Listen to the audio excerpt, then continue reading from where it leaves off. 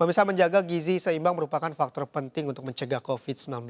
Kini kita telah terhubung dengan Ati Nirwanawati, SKM Mars, ahli gizi. Selamat sore Ibu Wati.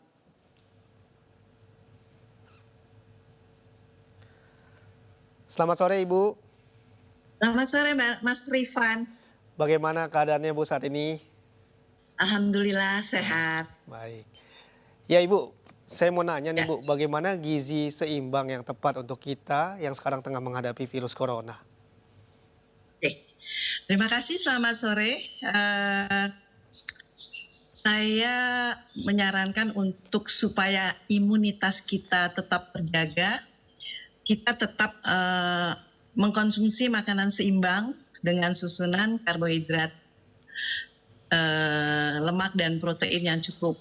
Lemak dan Saya protein. menyarankan Oke. dari total kalori yang kita makan untuk karbohidrat sekitar 40-60%, kemudian lemaknya 20-30%, dan proteinnya 15-20%.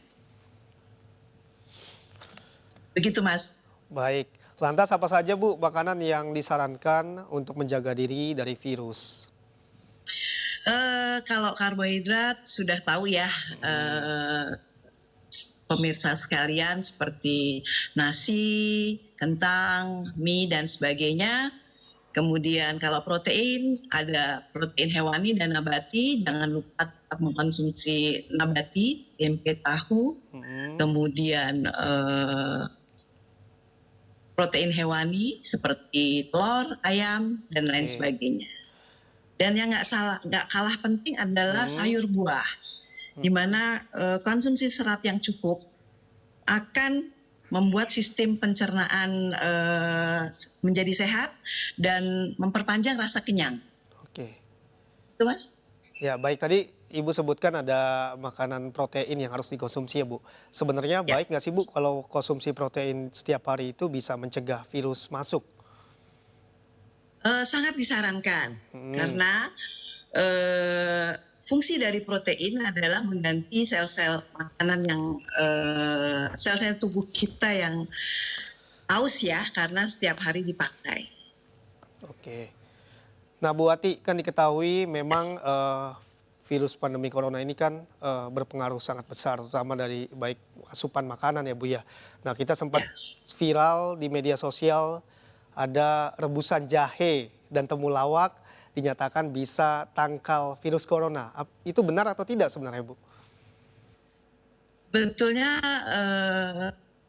apa yang disebutkan Mas Rifat itu memang sudah kita konsumsi setiap hari ya, apalagi bagi orang suku Jawa, terus kemudian Indonesia ya, yang penuh dengan bumbu. Sebetulnya itu sudah kita konsumsi dan memang akan menyebabkan imunitas kita meningkat dengan mengkonsumsi beberapa herbal ya, jenisnya herbal yang ada di Indonesia.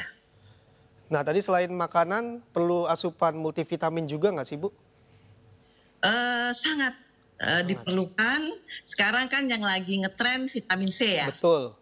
yang mana pabrikannya di pasaran kita belinya dibatasi. Padahal banyak makanan-makanan yang sebetulnya sudah banyak mengandung vitamin C, dan di Indonesia banyak sekali, contohnya pepaya, jambu biji, kemudian stroberi, lemon, jeruk manis yang biasa kita konsumsi, kemudian kalau ada kiwi juga bagus, kemudian brokoli juga tinggi Mas vitamin C-nya. Sebetulnya kalau sudah cukup mengkonsumsi makanan yang saya sebutkan itu, suplemen tidak diperlukan sekali. Oke. Begitu juga vitamin D nih, ya. Vitamin D kan sekarang trennya jemur di jam 9, 20-30 menit. Kemudian di jam 11 sampai jam 1 sekitar hampir 7,5-10 menit ya. Tapi yang tak kalah penting sebetulnya, makanan juga banyak mengandung vitamin D, yaitu ikan kembung ya Mas.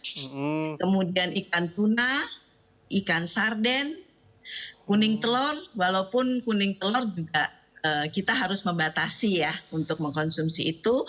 Kemudian yang lagi tren ikan salmon. Oke.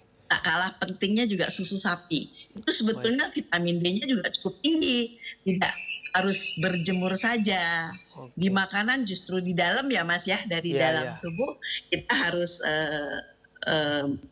memenuhi agar supaya imunitas kita terjaga dengan baik. Oke. Baik, Bu Wati selain asupan makanan, kira-kira olahraga apa saja yang disarankan untuk saat ini nih Bu? Oke, aktivitas fisik sangat diperlukan, walaupun kita harus di rumah, ya kan?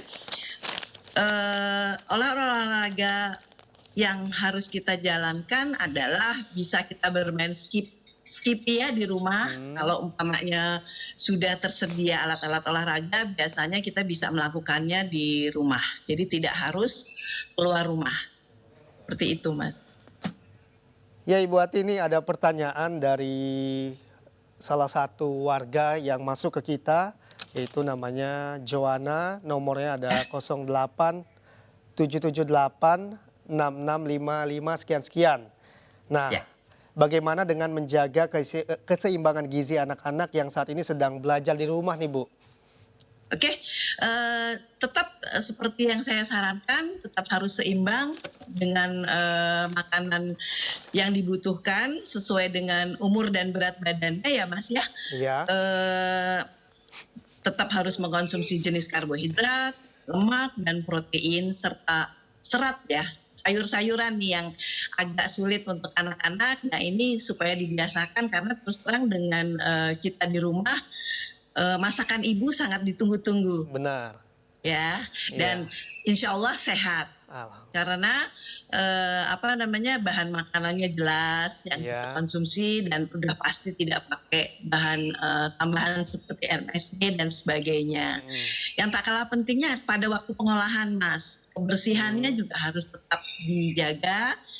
Maksudnya sayurnya dicuci dengan air mengalir, kemudian peralatan makannya juga harus diperhatikan, dan kebersihan dapur. Itu juga yang biasanya terlewati oleh ibu-ibu sekalian. Nah Bu, ada pertanyaan lagi dari salah satu warga namanya Steve.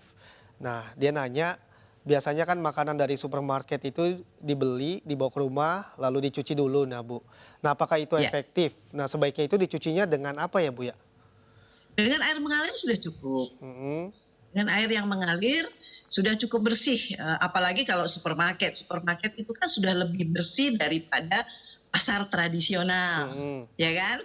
Kalau di pasar tradisional kita masih menemukan ada sedikit tanah. Tapi kalau sudah di supermarket itu sudah bersih. Perlu pakai sabun lagi nggak Bu? Sabun yang aman untuk makanan. Biasanya ada beberapa sabun yang bisa dipakai untuk membersihkan bahan makanan tersebut. Oke, baik. Pertanyaan selanjutnya dari Sari, benarkah kita harus konsumsi telur setiap hari untuk menjaga antibodi kita Bu? Betul, dalam arti begini, saya menyarankan untuk kuning telurnya sebaiknya dibatasi. Gitu. Baik.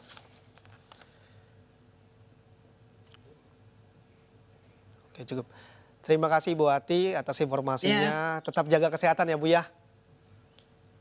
Ya, terima kasih sama-sama. Terima kasih. Pemirsa juga jaga kesehatan dengan makanan seimbang dan sehat.